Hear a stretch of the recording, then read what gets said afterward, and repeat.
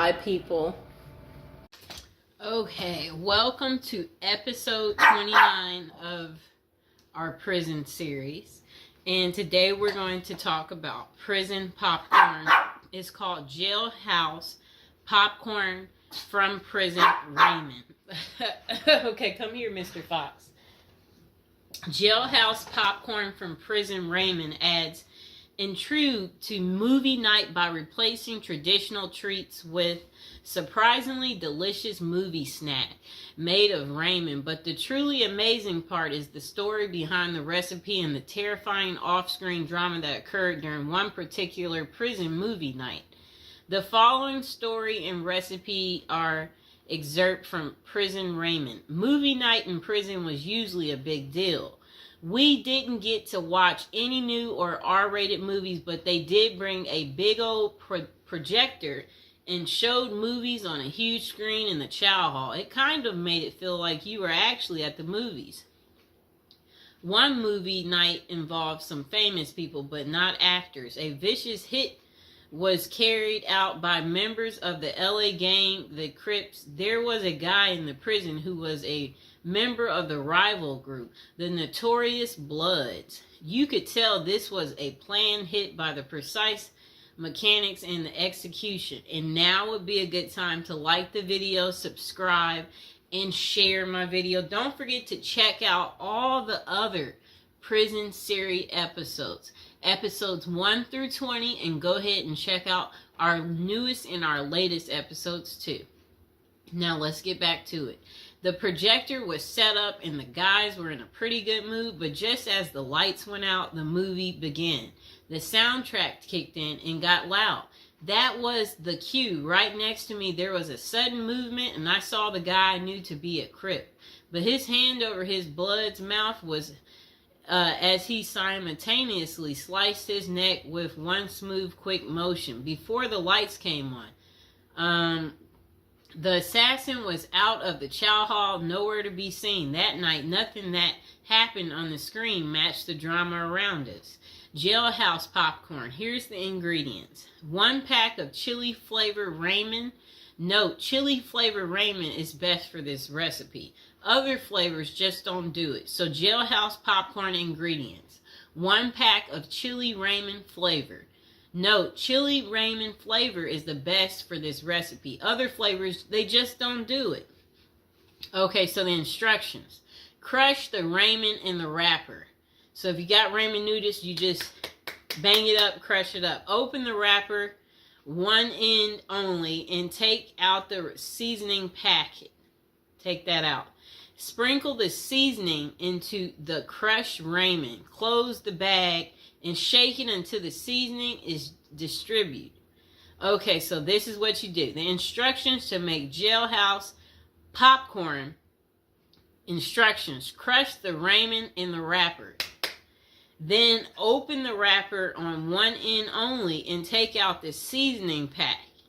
Sprinkle the seasoning onto the crushed Raymond. Close the bag and shake it until the seasoning has distributed throughout all of the Raymond. And that pretty much is how you make Jailhouse popcorn. I hope you guys enjoyed the video. Please like, share, and subscribe. Welcome back to our prison series. We are on episode 40, people. We're getting up there. Okay, so what's Christmas Day like in a high security prison? And this is coming from someone that spent 21 years in prison. So they said, of course, Christmas in prison isn't like Christmas out there in the real world. But at the end of the day, it's still Christmas, and the effort is made at some institutions to make inmates feel the holiday cheer.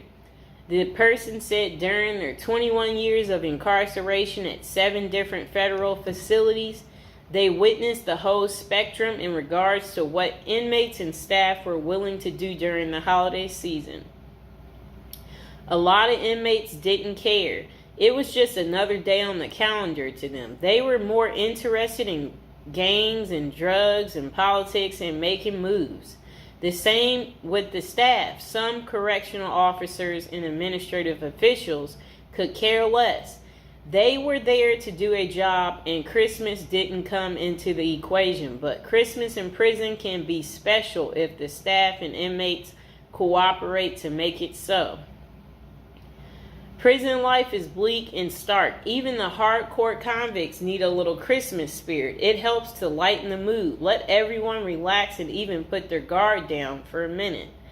The following is what I experienced at the various institutions I was housed at during Christmas time, and how it differs from the life on the outside. It was never super special, but it helped to break the routine.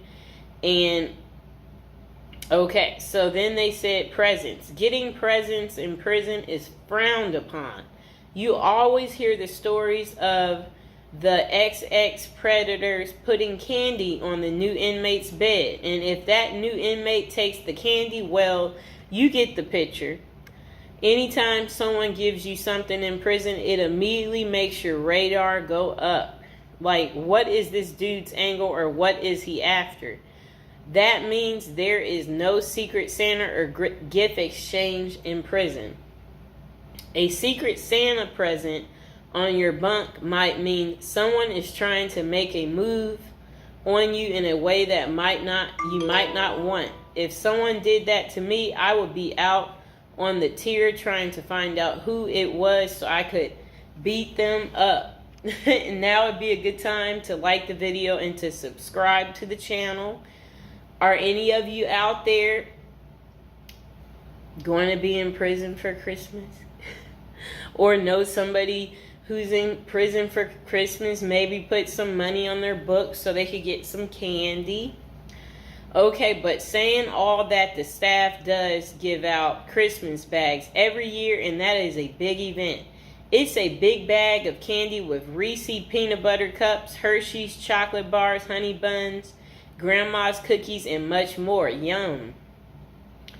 Honey buns, grandma's cookies. Okay, so a nice bag of exclusive items that you don't normally get. As soon as the staff gives out the bags and then unlock the doors, it is a pandemonium on the tiers as the block turns into the New York Stock Exchange. And everyone is bartering their items, trading them off and selling their bags. I've seen prisoners trade cigarettes and drugs for Christmas bags. Everything in prison, even Christmas bags, becomes currency. Wow, people. Okay, so relatives. The only time you see your relatives in prison is out on what prisoners call the dance floor, the visiting room. All bureaus of prison facilities have visited on Christmas and all the other holidays, but the visiting rooms have limited space, and it's not like everyone's relatives are coming to see them. Okay? Only the lucky few in prison get visits on Christmas. For most inmates, the only time they see their relatives at Christmas is when their family members are locked up with them. I had a few visits on Christmas, though. There is usually a tree with presents under it and an inmate photographer so that you can take pictures and document your holiday visit with your family. Deep in the neither world of corruption and violence, the only thing is that if you hit the visiting room at Christmas, then you usually miss the holiday meal. But that's normally cool because on the dance floor, you can get all types of exclusive items out of the vending machines that you don't normally have access to. So it's a double bonus. You see your family and eat good, at least by prison standards. So then this person said, prison life is bleak and stark. Even hardcore convicts need a little Christmas spirit. And then the next person said, dinner. The Christmas meal is big. It's one of the only times of the year where the chow hall actually makes an effort to give you a decent meal. There will be corn, stuffing pie, and big Cornish hen. They fill your tray up to capacity and you are allowed your feast. Isn't that good? But the big feasting comes afterwards as the kitchen workers smuggle everything that isn't chained down back to the units. Later that night after Christmas meal, you can get pecan pies, ice cream, and more Cornish hens back on the unit. Isn't that really good? That sounds beautiful. Now would be a good time to like the video and to subscribe. Comment below if you like me doing this prison series and you want to continue to hear more. Okay. So games. In the game rooms, the prisoners go hard on sports. The NBA games dominate the television at Christmas. Prisoners watch games all day, shuffling off to the phones during commercials to call their loved ones and feel some holiday love. Guys will be betting, drinking prison-made wine that we call hooch, eating their smuggled pecan pies and dreaming of the new year and the time they will get out to enjoy a Christmas in the real world. The recreation department also hosts events like bingo card, pool, chess, tournaments, and craft activities. They attempt to go the extra mile for the holiday activities and provide a diversion for inmates missing their family and loved ones during Christmas. Okay, so then they say decorations. Wow. It depends on the counselor and case manager from each unit, and sometimes even the warden for the whole compound. But I've been places where the staff will let you decorate the unit and even encourage you to. At the last prison I was at, FCC Forest City in Arkansas, we put up lights, a cardboard Christmas tree, stockings on a cardboard fireplace, and even a cardboard gingerbread house that inmates made for us. Inmates made paper snowflakes and hung them from the ceilings. Put cutout stars, crosses, and Santa Claus on the walls. It was rather festive unit. My bunkie even made a little cardboard Christmas tree that he put on his locker. He painted it and rigged it up a light. At the top, that looked like a star that shined in our cell brightly. Every night for my last Christmas in prison, it wasn't that bad. And now would be a good time to like the video and to subscribe. That is how Christmas is on prison day. Did you guys like hearing about the story time of what Christmas is like in a high security prison? If so, comment below, and I will see you guys next time. Welcome to our prison series. Today we are going to give you an update on P. Diddy and what his Christmas is going to be looking like. This is prison episode number 41. Welcome. If you're new to the channel, don't forget to like the video and don't forget to subscribe. Okay, so Sean Diddy Combs, this will be his first Christmas in jail, and it includes a basketball tournament and a holiday meal. Enough, Mr. Fox. A judge denied Diddy his third attempt at bail following a court hearing, while he awaits a federal XX trafficking trial. Okay, so let's see what else they have to say. So, all right, his holiday meal, that sounds nice. Okay, so the I'll Be Missing You singer is spending his time at the Metropolitan Detention Center in Brooklyn as he awaits his May federal trial for alleged racketeering and XX trafficking. Diddy has been behind bars since September. Combs, he's 55 years old and his fellow inmates have the opportunity to participate in a card game, dominoes, soccer, and a 3-on-3 basketball tournament. A spokesperson for MDC Brooklyn confirmed to Fox News Digital. Okay, so Diddy's Thanksgiving meal options in jail include peanut butter and jelly sandwiches after his bail was denied. Okay, so for the holiday meal on Christmas Day, Diddy's menu will feature baked Cornish hen, macaroni and cheese, cranberry sauce, dinner rolls, and a holiday dessert. Just sounds too good, people.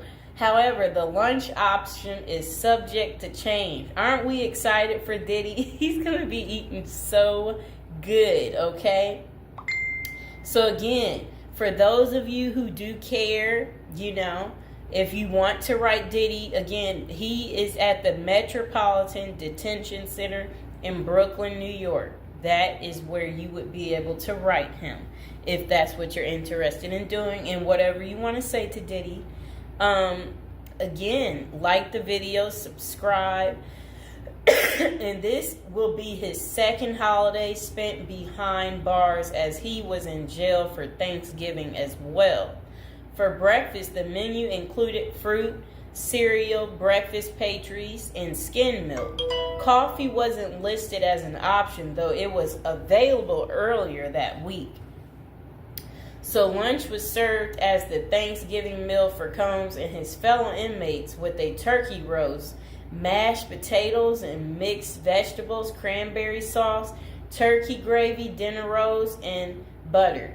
Assorted holiday pies were available for dessert, and if an inmate needed a meatless option, they could opt for hot and sour tofu. That was what his Thanksgiving was like. Diddy's getting all the good food, right? Do y'all like what he's getting? Are y'all going to be eating this good? Okay, so dinner was simpler, offering peanut butter and jelly sandwiches, potato chips, whole wheat bread, fruit, and a beverage option. Okay. So Diddy also spent his birthday, November 4th, at the Metropolitan Detention Center this year. Yeah. And for his meals on his big day, breakfast was the same, while lunch had a pasta option and a salad. That does sound kind of good. And dinner provided either chicken or tofu, fried rice. Why is he eating this good, people? Why is Diddy eating so good? We don't want Diddy eating like this. We want Diddy to have like butter bread, and then butter bread next to butter bread. and burnt up hot dogs. We want him to have burnt up hot dogs. That's what he should get. We want him to get stale potato salad, and then spoiled rice, right? Like stuff like that. For the homeless guy I talked to the other day, he hated spinach, so maybe that's what they need to give him. Give him some spinach. I don't like beans, so feed Diddy beans. So he can be on the toilet all day, right, people? And again, now would be a good time to like the video, subscribe to my channel.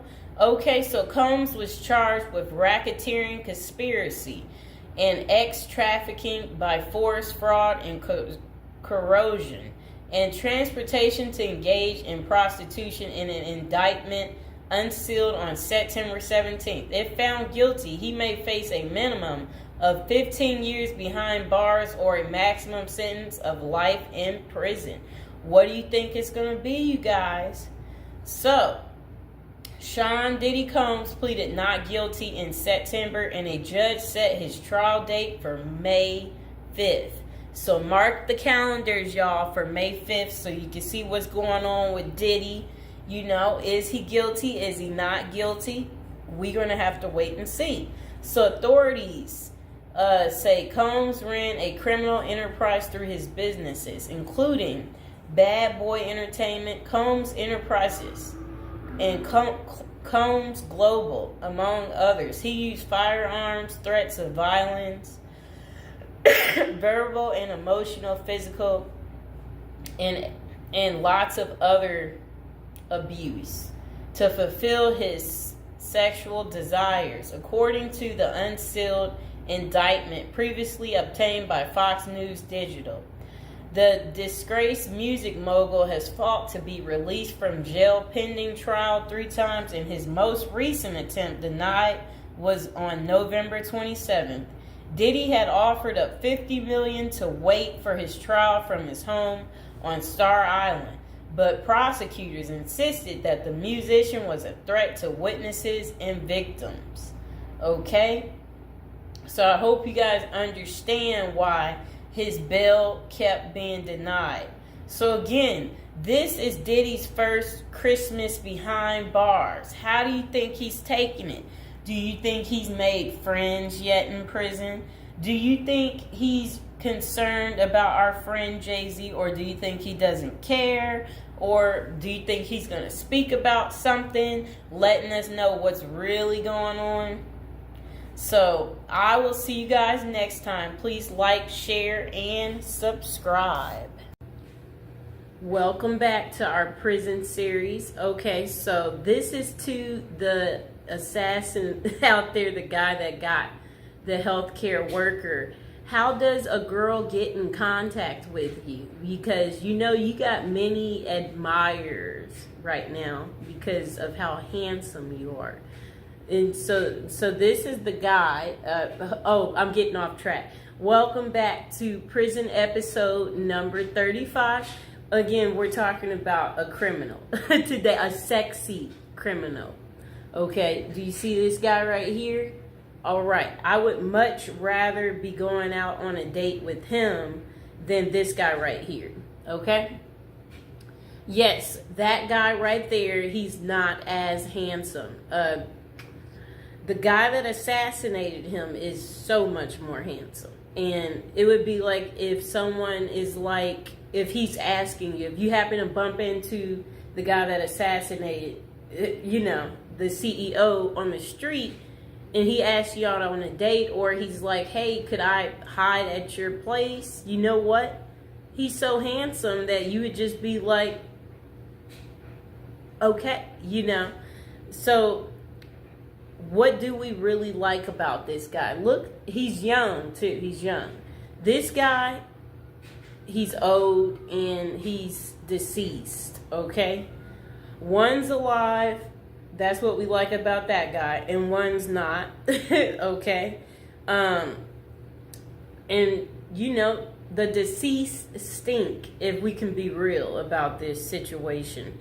Yes, so one is handsome and one is not handsome.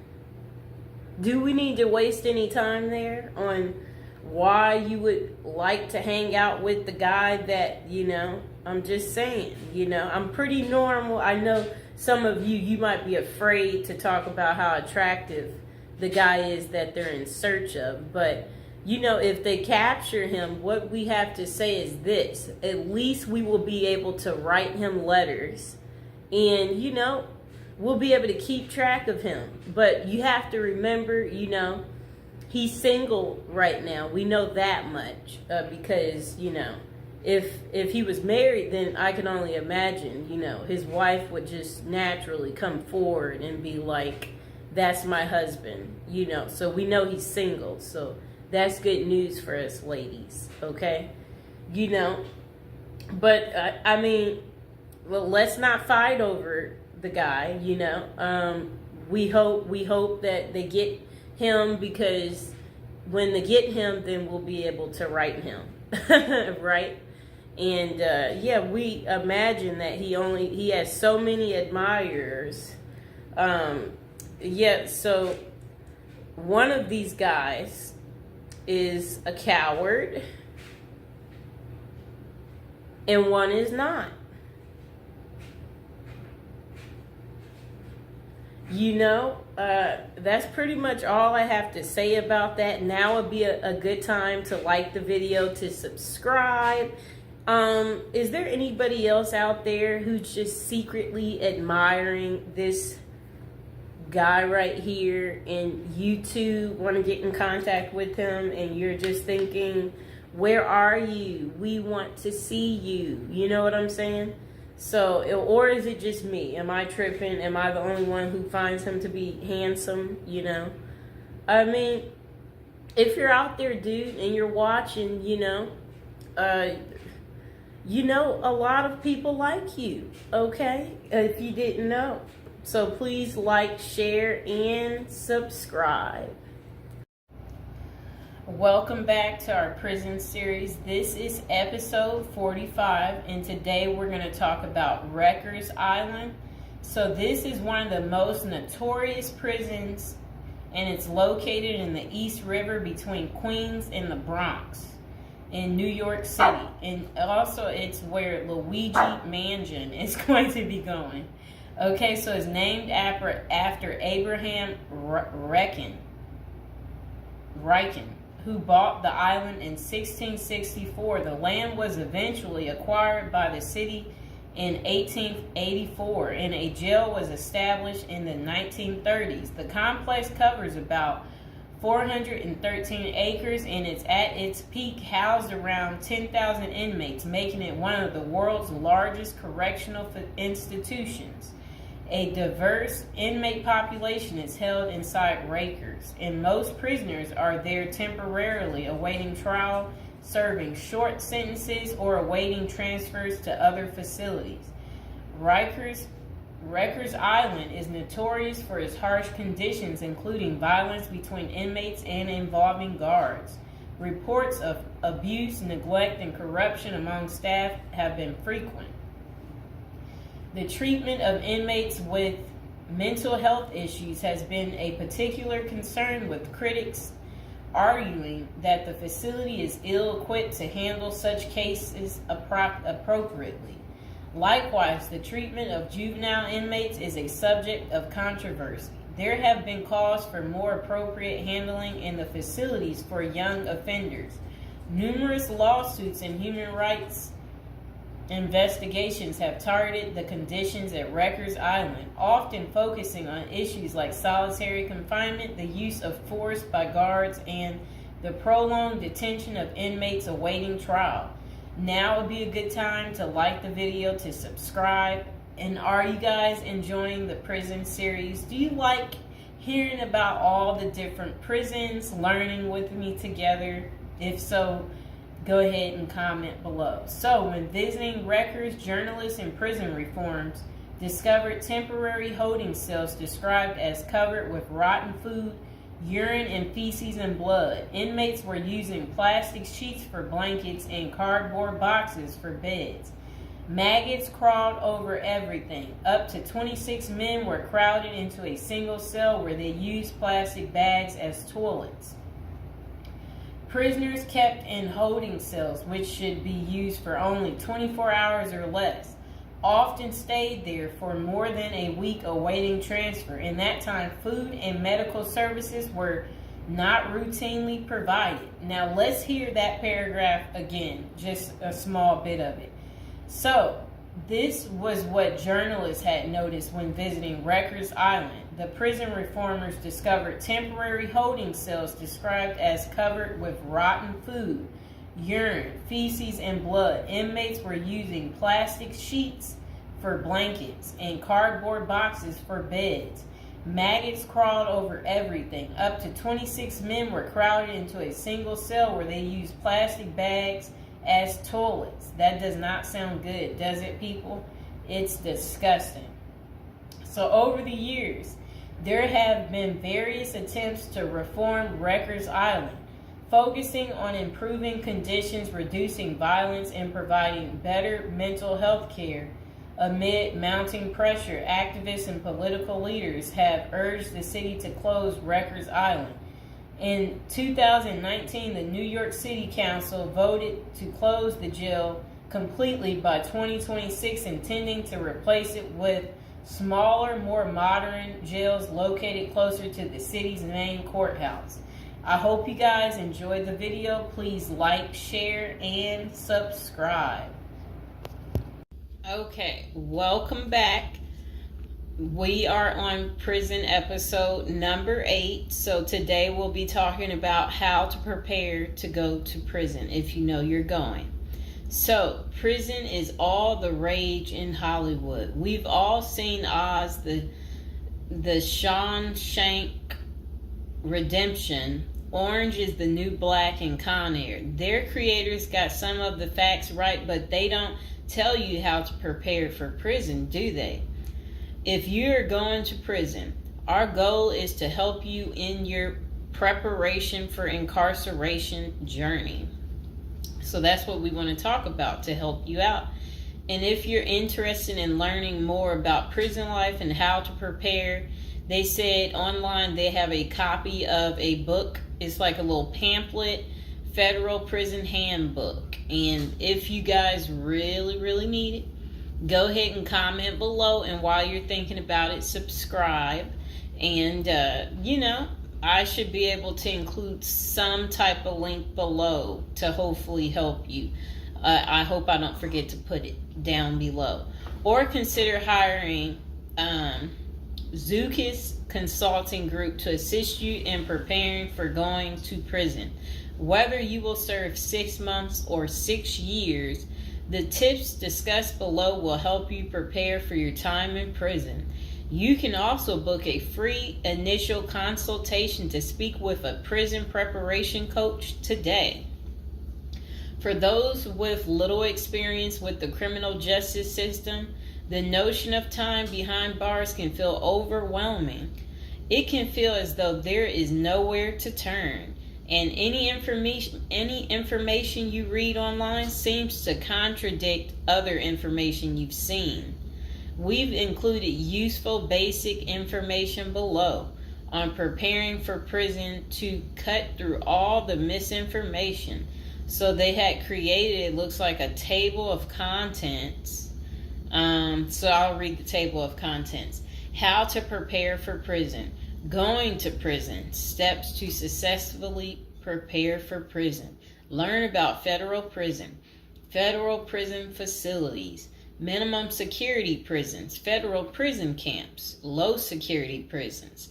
Medium security prisons. High security prisons. United States Penitentiary. USPS, Administrative Security Prison. Research your Pacific Prison. Arrival and personal property. Money in prison. Communication in prison. Get in good physical shape. Get your affairs in order. Preparing your family for incarceration. Appointing a power of attorney. Designating your point of contact.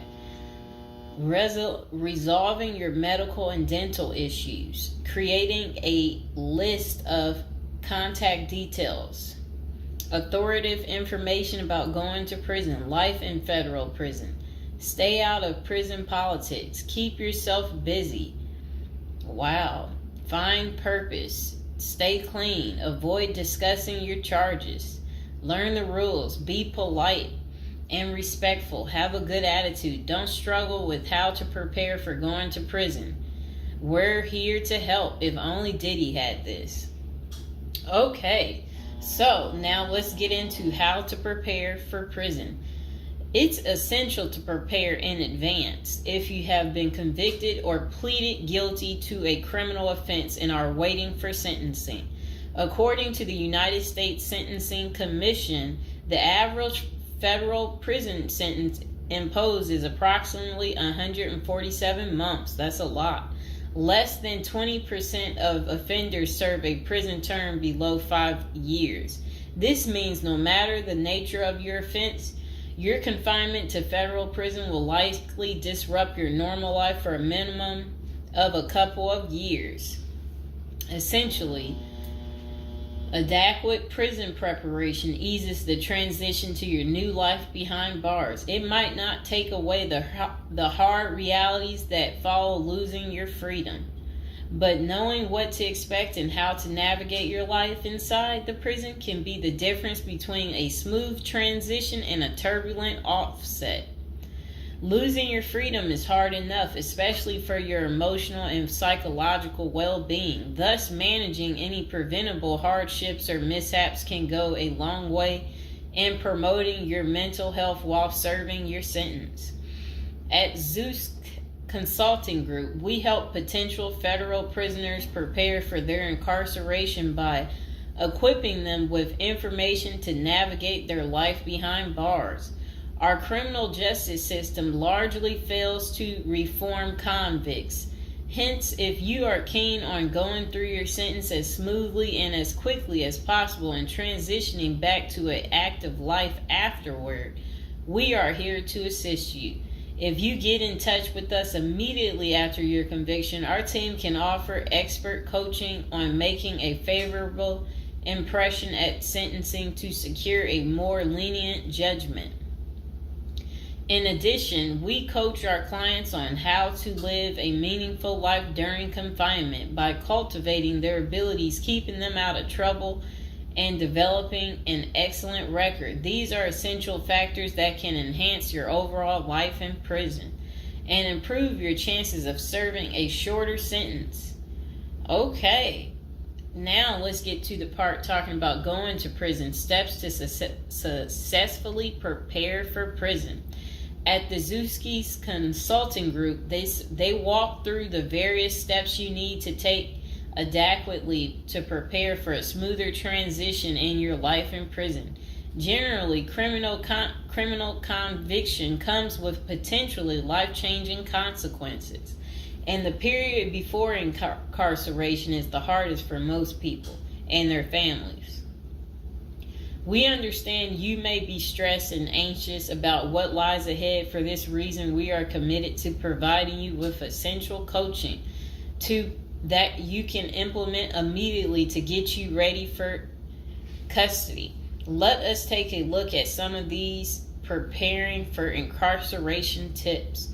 Learn about federal prison. Depending on the nature of your offense, the court might order you to self-surrender, or you may go into the custody of the U.S. Marshal Service. Whichever way, you need to arm yourself with knowledge on what to expect in the federal prison you report to. This means reading quality prison preparation books and speaking with a knowledgeable advisor who has ideally done substantial prison time in the system where you will be incarcerated and at the same security level. So if you know someone who has served as much time for you as the same charge that you have, that's the mentor you should be talking to and linking up with to learn more about what prison life might be like. Okay, so it says the Federal Prison Handbook, the definitive guide to surviving the Federal Bureau of Prison, is the best book for this. We tell it like it is and do not offer false promises to scare you into opening up your checkbooks. Take this step seriously. You must build an informational foundation to make good decisions in prison. Federal prison facilities. There are over 100 federal prisons across the nation, and they operate at 5 different security levels: minimum, low, medium, high, and administrative. The security levels are determined by features such as security barriers, presence of external patrols, detection devices, guard towers, type of inmate housing, cell or dormitory, staff to inmate ratio, internal security measures. Below is a rundown of the features of each of the security levels. Okay, so it says minimum security prisons, federal prison camps, dormitory housing, low staff to inmate ratio, limited or no perimeter fencing, work and program oriented, prisoners with less than 10 years remaining plus minimum violence history. Okay, so that was for minimum security prisons, which is federal prison camps. Okay, so low security prisons mostly is dormitory or cubicle housing, higher staff to inmate ratio compared to minimum security prisons, double fenced perimeter, strong work and program offerings. Prisoners with less than 20 years is what low security consists of. Medium security prisons, mostly cell type housing, higher staff to inmate ratio compared to low security facilities, strengthened perimeters, wide variety of work programs, greater internal controls, all types of prisoners but with less than 30 years remaining on their sentencing.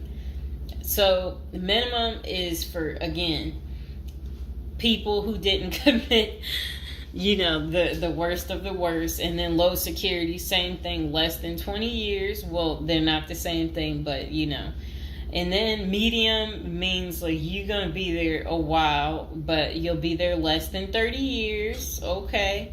High security. Oh, okay.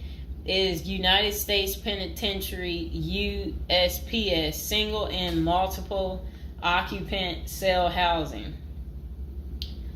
Highest staff to inmate ratio, highly secured perimeters, close control of inmate movement, all types of prisoners, but sex offenders and informants are highly likely to be victimized. Administrative security prisons. Administrative security federal prisons have special missions. For example, pre-trial offender detention, treatment of seriously or chronically ill offenders, confinement of escape-prone, violent, or extremely dangerous inmates. So that's administrative security prisons. So, all right. Okay, so administrative facilities include federal medical centers, federal detention centers, the federal transfer centers, and others. Please see our Administrative Security Federal Prisons page for more information about these institutions. Operations and privileges such as leisure time vary widely at each security level. At the Zuski Consulting Group, we can help you understand the implications of being held in any prison, regardless of the security level. But generally, through the Federal Bureau of Prisons, BOP, ultimately decides where to confine you. Your attorney may request your designation to a facility that best fits your needs. Okay, just a moment.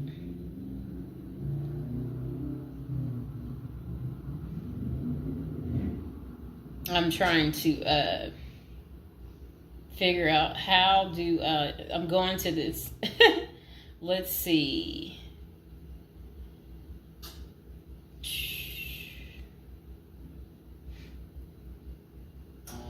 Know why I keep getting these numbers calling. Okay, back to where we were. Research your Pacific prison. If you are ordered to surrender, go to our federal prison profile section and locate the Pacific profile of your upcoming prison. Once there, you can read about the particular prison and life therein. You can also download the prison's admission and orientation handbook and commissary forms. These will provide an overview of opportunities available at the prison and protocols for education, recreation, housing, health, psychology services, and more. This is a valuable Prison Pacific information that can be very helpful in your journey in preparing for incarceration. Okay, so arrival and personal property. Whichever prison facility you are designated to, prison staff from medical case management and psychology services interview and screen you upon arrival.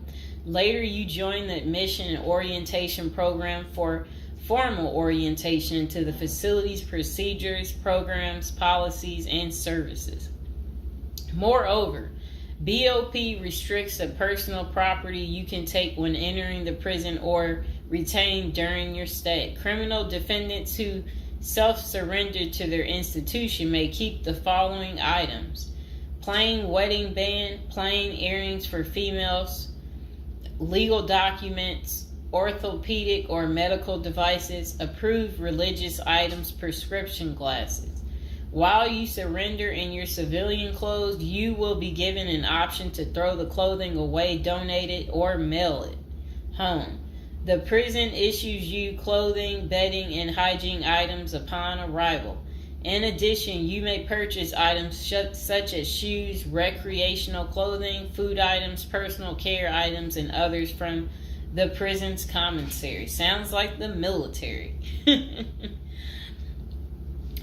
Once you are in custody, there are Pacific guidelines regulating possession of any of these items.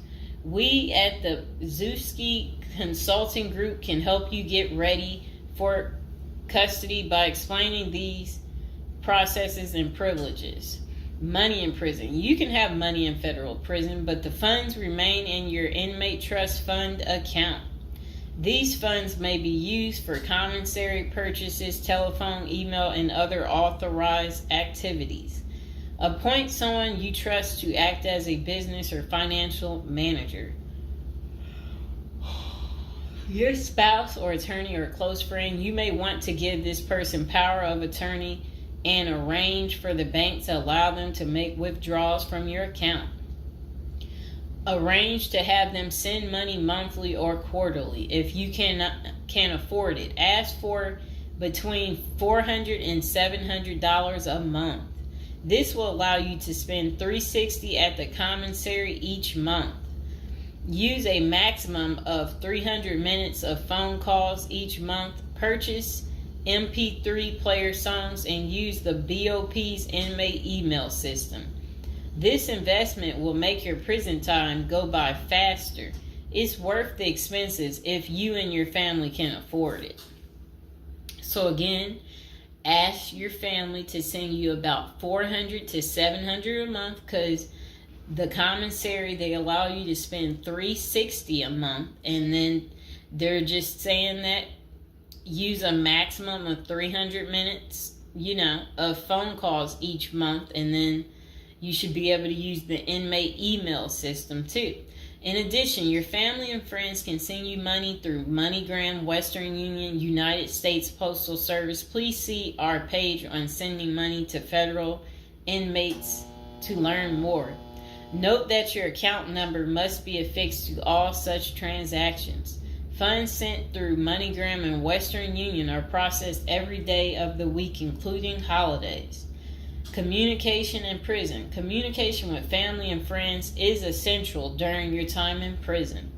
In addition to fostering your emotional well-being, maintaining ties increases the possibility of successful re-entry into the community. The Bureau of Prisons provides the following communication avenues for prisoners and their families and friends. Inmates and receiving parties have the option to pay for phone calls. The scaled-down email service allows federal inmates to email with approved contacts, but the inmate must pay for any time spent drafting or reading emails. Inmates may send and receive mail through the U.S. Postal Service. Prisoners may receive subscriptions directly from the publisher without prior approval, newspapers, magazines, and journals. Okay. Get in good physical shape. Exercise has immense health benefits, both physical and mental. It is normal to get depressed as you contemplate preparing for incarceration. However, exercise can help keep stress levels down and allow you to focus on what matters most, creating a positive transition to better your experience in prison. You will have plenty of time in prison to develop good fitness. However, starting now is beneficial as you equally need your energy levels at peak as you rush against time to get your affairs in order. Moreover, if you end up confined, especially in a higher security facility, looking physically fit may play to your advantage, though you should purpose to stay out of all conflicts at all costs. There probably isn't any pressuring need to learn how to fight if you are housed at a camp, minimum security, or low security federal prisons. But if you're headed to a higher security level, you may want to hire a personal trainer to become as fit as possible, even if that just means looking tough. So if you're at a higher security level, you might encounter more threats. That's what they want you to know. While we don't advocate employing violence, conflict avoidance is almost always the best answer in prison. It's not the worst idea to consider taking self-defense classes to learn how to protect yourself. This is essential piece of how to prepare for prison. Violence in prison is genuine concern, and people do get hurt. A fight is never a good idea, but you need to prepare in the event of everything going wrong and escalating into conflict. Get your affairs in order. Going to prison is the last thought on anyone's mind. Even when your case goes to trial, you always hope there's a chance of fighting the allegations and winning the case or earning a lenient sentence. That does not involve imprisonment. It is understandable if you are still in denial and hoping the case might turn out favorably. However, denial only works against you, as it may hinder you from taking advantage of the short time you have to get your affairs in order. Before losing your freedom, even if there is a slight chance of getting a lenient sentence, preparing for prison is essential if things don't go as expected. Some of the matters you need to take care of include preparing your family for incarceration. Your family will be devastated by the idea of you being locked up and the potential dangers it might subject you to. It may take a while before they come to terms with the likelihood of living without you. However, you need to sit down with them and discuss life without you. If you are the primary provider, you may need to organize how bills will be paid in your absence. This may even mean working at downsizing the family's lifestyle if there are not enough funds to maintain the same lifestyle. If you live alone, you need to make arrangements for your property so that debts do not accrue in your absence.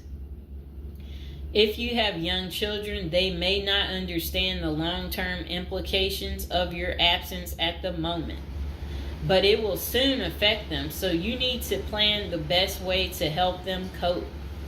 Consulting a psychologist is vital, as they can suggest ways to help both you and your family cope in the short and long term. Lastly, it would be best to inform your family that they can reach you either through email or written correspondence. They should also expect you to call them regularly or through video visits whenever possible. While preparing for incarceration is critical, maintaining family contact while you are away is equally as important. Okay, next is about appointing a power of attorney. Generally, a power of attorney grants another person the ability to control your affairs in your absence. This could be your spouse, parent, child, sibling, or trusted friend. If you appoint someone other than your spouse, you could grant the power to two people who should consult each other before making any decisions about your affairs. This may eliminate conflict and guarantee extra safeguards against misuse of the powers. As you do this, ensure you draft a financial plan on how the finances should be utilized while you are in prison. You may also want to create a rough budget of your financial needs in prison and coordinate how the money will be channeled to your commissary account. Designating your point of contact. Before surrendering to prison, ensure you identify a primary point of contact. This could be a family member or a close friend. We can work with this primary point of contact as questions or issues arise. Additionally, this person will be able to better advise your family and friends of your status, location, and information. Please note that prison staff seldomly release information to family members. For example, if your family calls your unit team seeking information about your status or healthcare matters, they will not release information. With this being said, we have our clients sign a release information authorization, thereby enabling prison staff to disclose information to our team members. Next is resolving your medical and dental issues. Medical and dental services are available in federal prisons. However, they may not match the standards of your current providers. Care is often substandard, slow, and usually not forthcoming.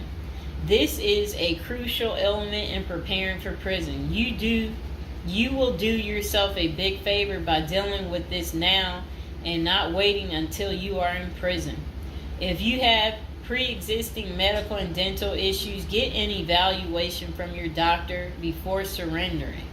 Likewise, it can be a very good idea to update your glass prescriptions and resolve any dental matters before surrendering.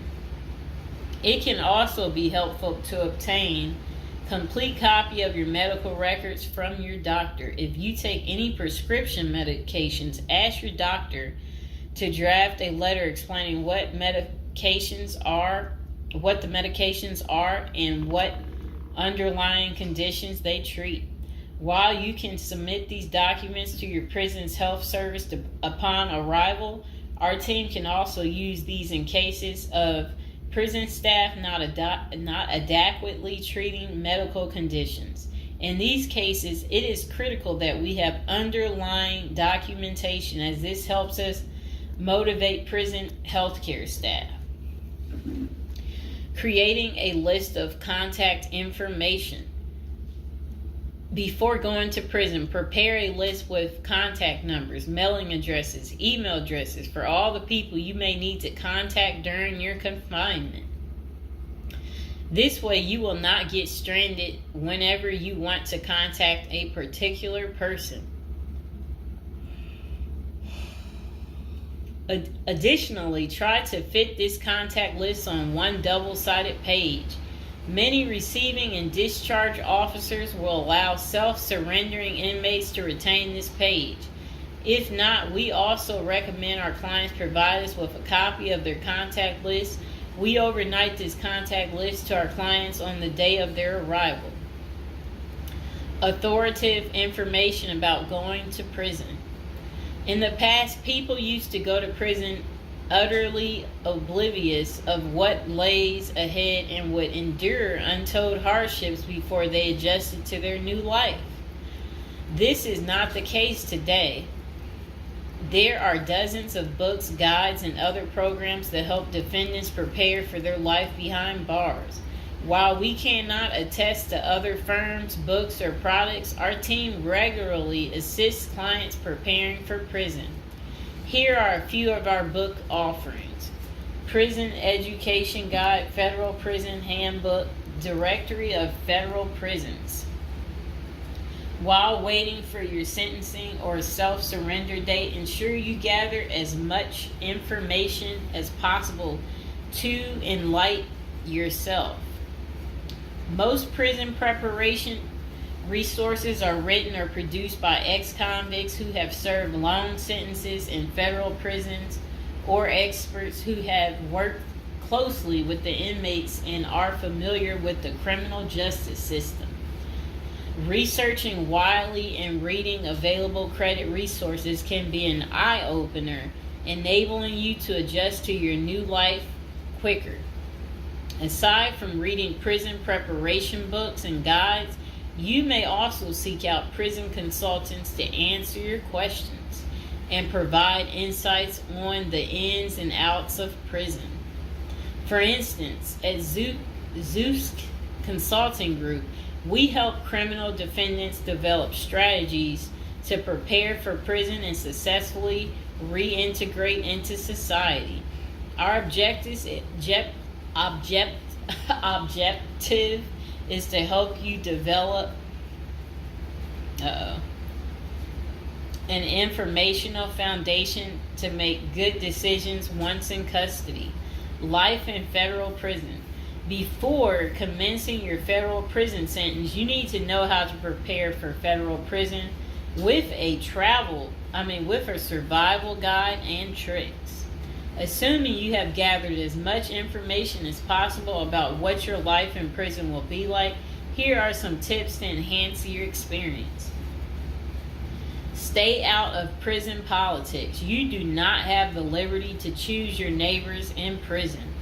You meet people from different backgrounds, some possessing extreme opposite personalities, ideologies, and outlooks on life. Despite the sharp differences, you may have to share the same facility for years. In ideal circumstances, people should embrace diversity, but not so in prison. Conflict of interest and prison politics are the order of the day. However, it helps by maintaining a low profile throughout your stay.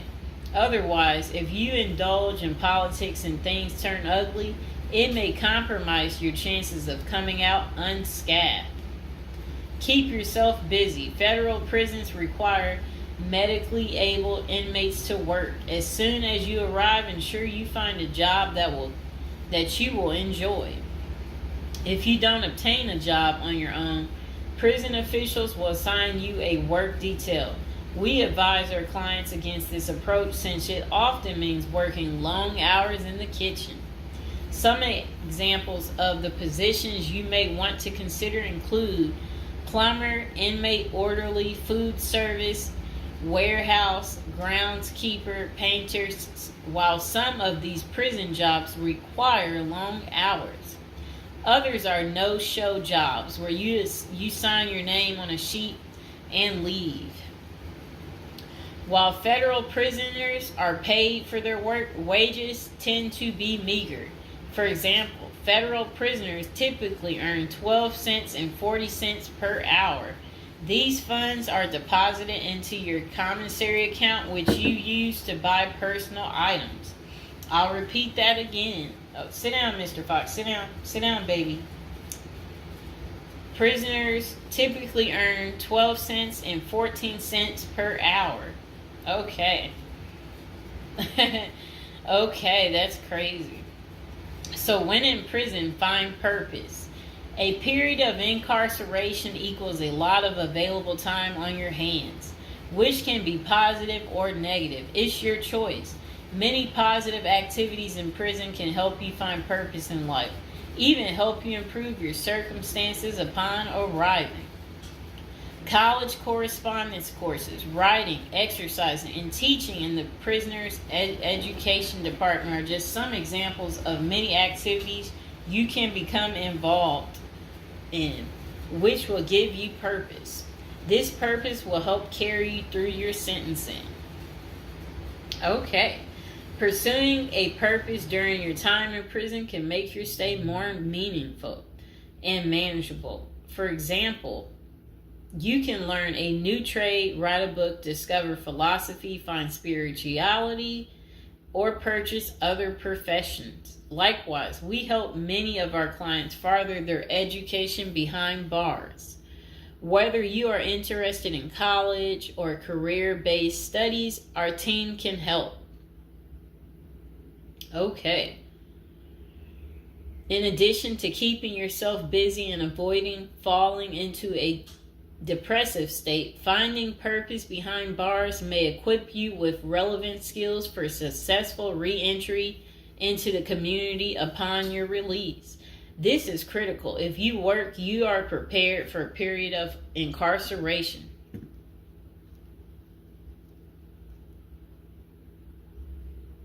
So, yes, that's very critical. Thinking through potential activities is a critical step in figuring out how to prepare yourself for jail. How you find purpose is up to you. One of our clients, a doctor before his incarceration, spent his time helping those who need physical therapy. Find something that works for you. It is a good idea to put a plan in place so you can focus on the day of release from the time you enter. Avoid discussing your charges. When first entering prison, many inmates receive the prison 411. Other inmates want to know who you are, your criminal charges, your sentencing, and other relevant information. Whether someone tries to bully this information out of you or a friend in prison asks, do not fall into the temptation to disclose your case details. Many things can go wrong if you do so. For instance, a fellow prisoner could make a deal to serve less time in exchange for the information, especially if the details are incriminating. Also, the nature of your crime might cause you to be victimized, especially for sexual-related charges. Please contact us at the Zeus Consulting Group if you are concerned about these types of disclosures. We help clients charged with all manner of criminal offenses develop a strategy for addressing these sensitive matters. This is especially important for clients charged with sexual offenses or who have testified against others for a sentence reduction. Stay clean. However tempting the ideal of using drugs in prison may be, you should steer clear of them. This is a key area for in-prison conflict among fellow inmates. Likewise, inmates caught drinking alcohol or using drugs are often severely sanctioned. While this can be an appealing avoidance avenue, especially when struggling with depression, this is not the answer. Our team can help you develop better coping mechanisms. No matter how deep you descend, keep in mind that drugs are not the solution. If anything, they are likely to aggravate your mental condition. Always remember there are far better coping methods such as remaining physically active, finding purpose, keeping in touch with family and friends, if possible, and seeking professional counseling. Moreover, no matter how smart you are in concealing drugs, it is only a matter of time before the guards catch you. And when that happens, it may spoil your efforts of maintaining a clean record and dash any hopes you may have for an early release. Getting addicted also raises the chances of being indebted in other prisoners, bringing you into deep trouble and potentially making your life in prison intolerable. Learn the rules. Ignorance is no defense for prison rule violations. Even if you did not know they existed, breaking rules in prison can get you into serious trouble. Educate yourself as much as you can about the prison system, and particularly your upcoming prison facility. If possible, obtain a copy of the official rule book and read it thoroughly. And note, the team at the Zeus Consulting Group regularly defends clients in prison disciplinary hearings. Our team can research the underlying incident, draft a statement for you to issue to the disciplinary and manage all internal appeals challenging a conviction. Then it says, be polite and respectful. Prison staff is often overworked and inmates tend to be depressed or otherwise dealing with personal issues. Since serving time in prison is often unpleasant, practicing active conflict resolution techniques is important. Tempers are likely to flare quickly, and you do not want to step on anyone's toes. As a general rule, being polite and respectful is the best way to survive in prison, while reducing headaches and other interpersonal conflicts. Even when a staff member is unreasonably demanding, avoid engaging in actions that might make them feel challenged. Being polite and respectful can go a long way to making your time more manageable. Next thing is to have the right attitude. The moment you enter prison, your life takes a turn. You might lose friends, family outside of prison. Even those you did not expect to abandon you may just do that.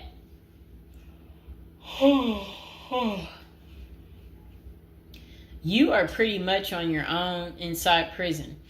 Other inmates may try to take advantage of you. Going to the guards for help is often a bad idea, and that can have serious repercussions. With such a gloomy situation, you need to polish up your attitude and prepare for incarceration. Having the right attitude can help you surmount the prison reality and build something positive out of the situation. The team at Zeus Consulting Group can help you prepare for the experience to come and plan for the unexpected.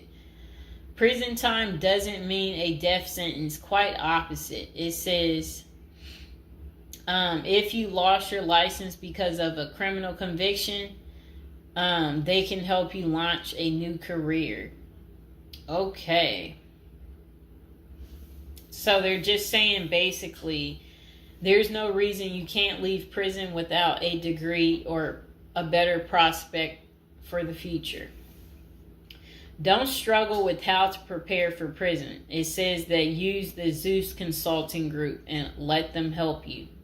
Okay, because they're basically saying prison is never easy. They said they know what awaits you in prison and the tactics you can employ to have a smoother life behind bars. Going to jail or prison is never easy, but with directed effort, you can lead a productive life during this experience and after. Okay, so that is pretty much how you prepare if you are going to prison. If you've watched this far, type in the comments below this far, and I hope you enjoyed the video. Please like, share, and subscribe.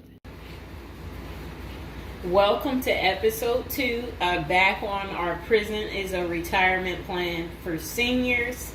And today we're going to be talking about people using prison as a retirement plan in Japan, of all places. Okay, let's get to it. So they said seniors in Japan are having to steal just to cover basic expenses, but it's all part of their plan. You see, the sentence for their crime sends them to a place where they find a sense of community, receive free room and board, and have a caregiver 24/7. It's good to watch other countries who are older or more in depth to see what will happen to us. Well, 27.3% of Japan's citizens are 65 or older, practically twice that in the U.S. And these seniors are breaking into prison just to survive. Will Americans retirees be forced to do the same? Not if they start planning now with a financial professional. Here's a look at Japan's rampant retiree crime spree. So they said an article in Straits Times is titled "Rising in Old Jailbirds Turn Japan Prisons into Retirement Villages."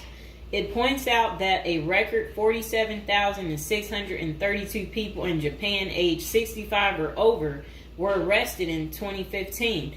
Over 70% were caught for petty crimes such as shoplifting. When retirees have to steal just to survive, it's clear that their plan didn't include saving enough money to cover basic living expenses.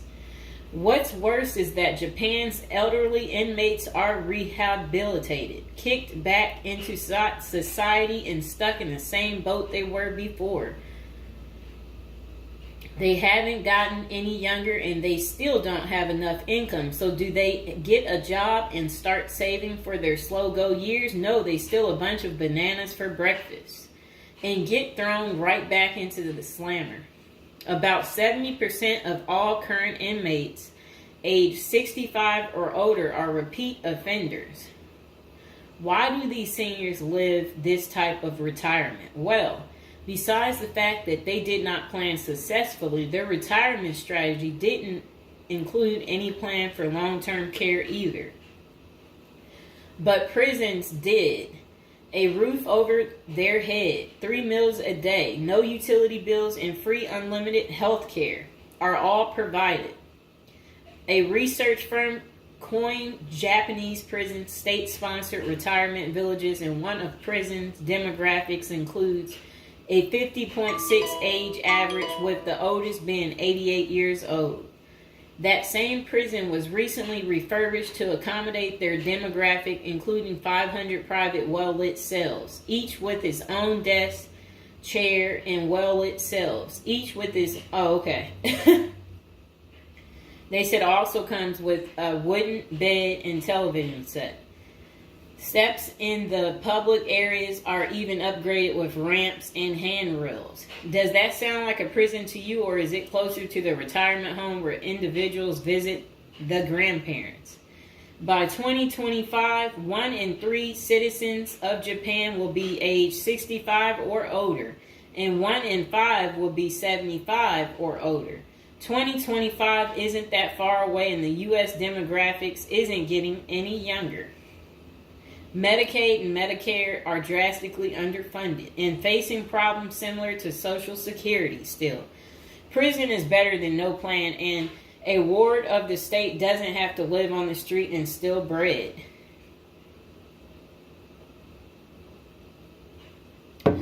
Okay, so that was pretty much the end of that. Do you guys feel sorry for them? Do you agree with it? Is this still your plan, your retirement plan, since you didn't plan? Or is it your backup plan? Is your plan A, plan B, plan C? Well, we will do another video about this coming up. Just be patient, and we will get to it, and we will find out if prison is going to continue to be the perfect place for you to retire. And again, if you're watching from prison or you were recently in prison, don't be afraid to like the video, subscribe, and comment below. Bye. Hello, welcome to our first episode. We're going to do a little storytelling about, prison, different subjects every day. Okay. So now we're going to be talking about people using prison as a retirement plan. It's a little odd, right? But the previous day I was doing videos on like retirement type of situations for people, and I was so shocked. So people were like, they ran out of money, and then they were like basically saying that their retirement plan, since they have no money, is to commit a crime so they can try to figure out how to pay, so because they said they can't keep paying anymore because basically they don't have enough money and they didn't make the right choices when they were younger. Okay, so let's get into people's opinions online talking about prison as a retirement plan. Okay, so this person said, hypothetically speaking, of course. That said, I think prison as a retirement plan might be sound. 3 square meals, climate control, a bed and medical care, a decent library, assuming hardened criminals don't mess with the old guy, and relatively quiet time to read or write. Interesting.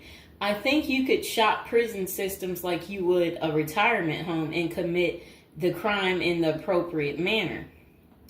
Then this person said, help me understand how prison would be worse than a retirement home or sitting in front of a TV.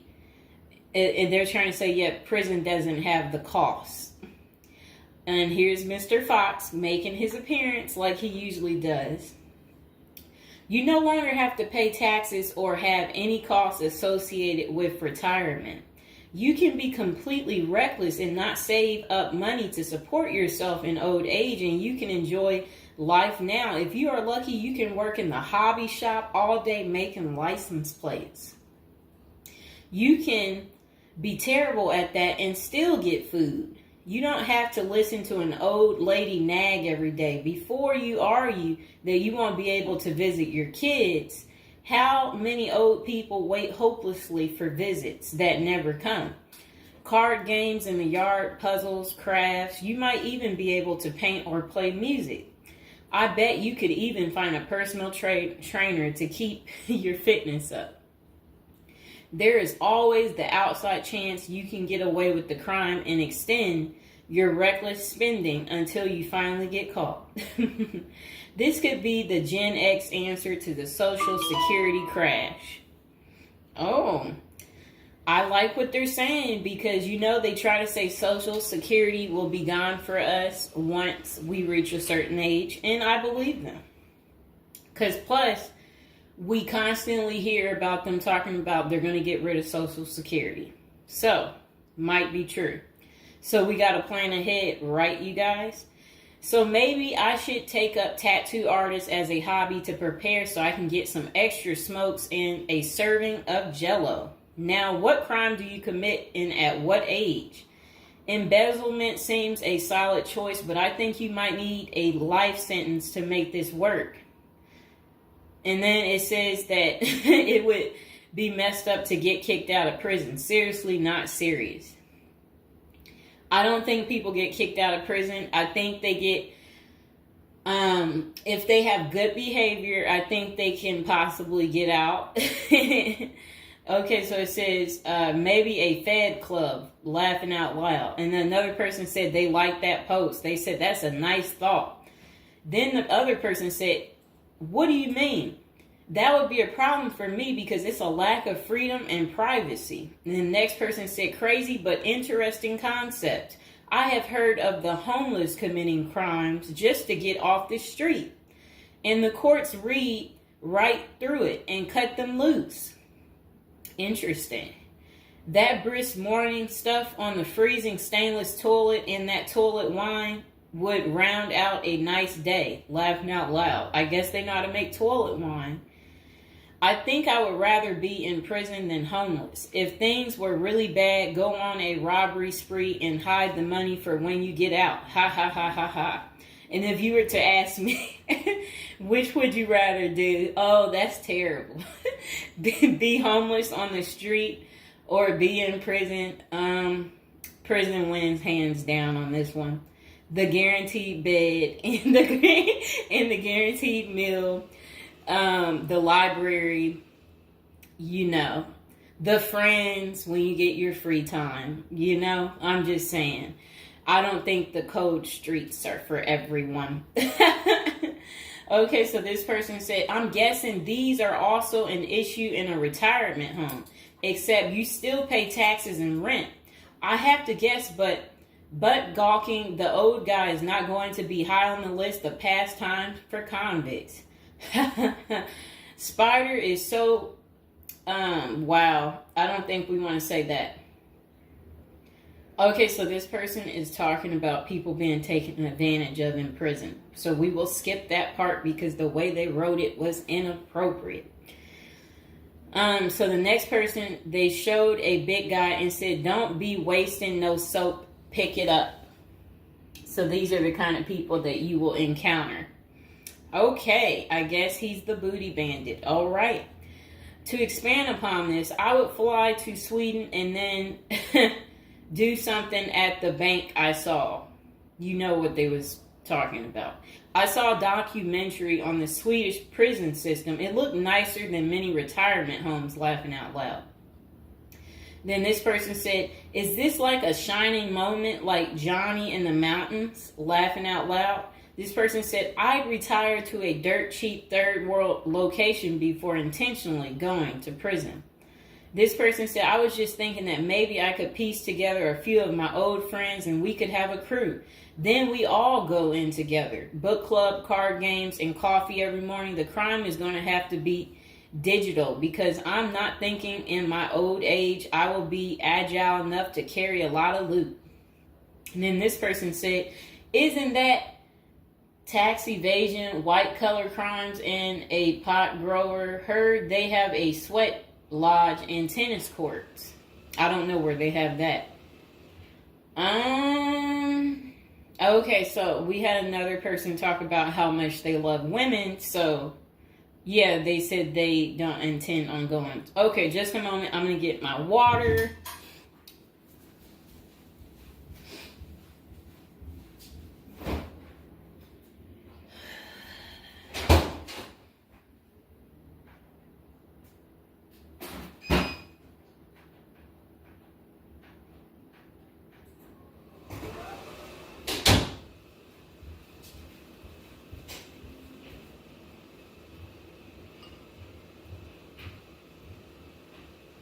All right, it got a little hot. Okay. Now, this person said, I'd rather go to a cheap third world island and live life as a local fix-it guy. Putter around, live on the beach, fresh seafood, and a tan booty. Arr, it's a pirate's life for me, mates. Next person said, I took what looked like a shortcut one morning. And they're talking about something about a prison cop. I don't know what that means, and I'm not going to say it. Okay. This person said a failed bank robbery would be pretty simple federal crime. On the other hand, I think even a basic social security check will go pretty far in the Philippines, Mexico, and Colombia. I think they're right for those countries. This person said, my broke buddy is doing okay in Thailand. This person said, I'm thinking about spamming forums with CBD gummy ads. Certainly, committing internet crimes would make it a federal case and qualify them for a federal country club prison. And they said they're currently in beta testing phase. I'll let you know how it pans out. That's really sad. This person wrote this in January of this year. That's sad that this is what the people are doing. Well, at least you know what not to do. And then another person said, well, it worked out rather well for Otis. They showed a picture of some guy. I don't know who this guy is, but that's who they said it worked out for. And then this person said everybody has that one person that they weigh whether or not their demise would be worth a life sentence. And then this person said, well, nowadays, all you have to do is agree with Trump, like say over at the Capitol and post it online. And then this person said, P.S. I hear San Quentin is nice. Happy face. And then they, I guess, posted something about that prison. The person is trying to say that the prison guards at San Quentin are friendly. I doubt that. This person said, you got too much time sometimes. And then this person said, I think if old age and life in retirement got so bad to the point I was considering prison, I would think I would eat a bullet first. Okay. This person says, take out a politician and live like an illegal immigrant. Better than the middle class nowadays. Whatever they mean there. This person said, first off, if you are a Gen X or younger, getting an SS payment, that crap is estimated to crash the year I qualified. We were taught that our senior year of high school back in the 80s, so we can't plan for that. Second, I think the chances for clean drinking water will be better in prison than in a third world country if you choose wisely. I didn't think about that. So stick to the U.S. prisons if you're really thinking about this. It said banks don't keep enough money these days. I think I will be too old to try and take down an armored car. Gotta go with a federal crime that is a light lift, maybe a Ponzi scheme. Does anyone want to pre-order a UTV? Question mark. This person said, might want to rethink your screen name if you're going with this plan of retirement. Just saying. Maybe something like Spider or Smiley, question mark. This person said, this is a nice big Ponzi scheme. Throw in some racketeering and evade federal income taxes. Just be sure. Plus you'll have a blast before you get caught. They did a little emoji with shades on the cool emoji. This person said if you land in a California prison, you even get yoga classes, free education, and you have a government-sponsored sex change. So you can end up in a female prison eventually. Rob, we won't say what they said there. Oh, wow. That's really sad what they put. You already know what they said if I stopped right there. Okay, hold on. The next person said, you're going to want federal minimum security. Identifying as a woman would have perks, but you would have to listen to your cellmates for the rest of your life with nowhere to go. This person said, we can tell that some of us have never been to prison now, can't we? And then this person said, only an inmate at RDP. I don't even know where that is. This person said, Social Security won't go away. It will just be reduced by about 25%. Hopefully all these millions of illegals will get work permits and start paying into the system so the cuts won't be needed. We'll still get something, but it will have the purchasing power to get us 2 Jersey Mike sandwiches a week, laughing out loud. Next person said, The unwanted being taken advantage of in prison is a hard no for them. So they don't want to go because they're not interested in being taken advantage of by the same sex. Okay, good reason. This is what goes on in prison. Next person said, I nominate this creep as a test mule for your plan. I always wonder what happened to the creepy banjo kid from the movie Deliverance. This person said, okay, it turned bad. Okay, so we won't read that post. This person said, here's a retirement plan. Go to Mexico, denounce your U.S. citizenship, sneak back across the border, get free phone and benefits, and I hear in Maine you can get a housing allotment and a stipend plus free medical. This person said, one of you guys that works for me is a Venezuelan expat. He and his wife have been building/buying houses in Colombia as investors. Crazy cheap. He spends a couple of weeks down there a few times of the year and doesn't spend squat. Usually the airfare is the most expensive part of the trip. And then this person said, hey, that was my college meal plan. I had about $20 a week. I'd pay a cold Subway sandwich and eat about 2-inch slice a day. And then store the rest in the fridge. And this person said, I have one list that has 2 people on it and another is a page long, whatever they mean there. This person said, only one problem is that Social Security was put in the public fund illegally, so it can never actually run out of money. Of course, no politician wants you to know that. Our good buddy LBJ is who you can blame. Next person said, sounds like someone has a secret desire to get their crap pushed in. Just come on, completely out of the closet, bro. This person said, I worked in that prison. Numerous others as well. There are no tennis courts. Myself and crew were with general population. Inmates actually were on my crew as well. The good behavior guys. The stuff you don't hear about is massive. Daily crap goes down. We got locked in a security armory for hours as a riot/fight started. Literally locked us in for safety. Going through Sallyport down the halls with cells on each side. The more the blood stains from fights, it's not Hollywood. The most scary individuals are actually the guards. A few can be normal or 2 civilians working inside. Most don't separate good and bad humans very well, at least not behind the walls. I made a promise to my family and self I would never do a prison project again.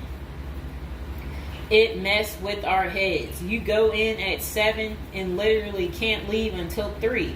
No cell, no camera, no eye contact, no talking to inmates. They constantly try to talk to you relentlessly. I saw things in there that I will never leave my mind. I did meet an old lifer. I was taken to the guards' cafeteria for lunch. The cook had been in that same kitchen for 30 years. He was a pretty friendly old guy. He knew he had it good, but hadn't been out of the walls for over 40 years. I have many stories, but I don't tell many, especially on social media. Really, it's not worth the risk of telling. The women prison in downtown San Diego is really crazy scary. Many don't know right in the downtown is a maximum prison operated by one of the big business operations. Okay. Series not seriously a good topic. Okay. And we have one more person telling us something. Years ago, I was at my buddy's house. His older brother had just got out of prison. I didn't even know he had an older brother and no clue what he was in for. I remember he couldn't settle down at all, just hanging around in the garage. He couldn't stand still. And it was almost like he was looking to get in trouble. One Friday after work, I swung by to see what was up. The boys were hanging out in the garage, drinking beers. Steve was getting all irritated about something again. Basically nothing. And then out of nowhere, he blurts out, I ain't afraid to go back. I'm just a punk in a bunk. That's really funny. I got out of there. Too much of a scene. Okay. This person said they still think prison's a retirement plan. This person said, yeah, big perks. You'll also get, as Jim Jeffrey says, and yeah, so, all right, so that's the end. I couldn't say what this person said because it was very inappropriate. So that's the end of episode 1 for prison as a retirement plan. And hopefully, you guys think this through. If this is something you're really interested in for real, you will want to continue with the series of, me talking more about prison, so we can get you ready and prepared if that's really what you're into.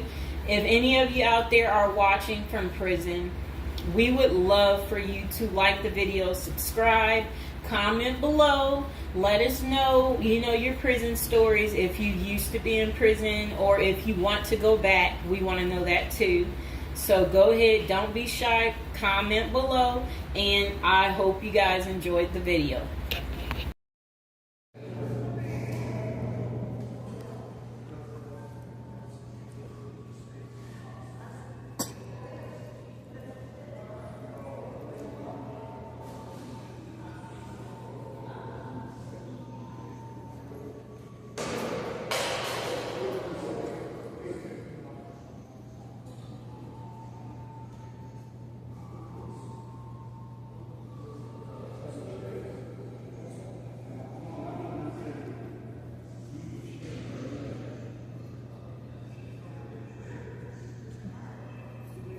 Give me the hand. Baby, give me your hand. Give me your hand.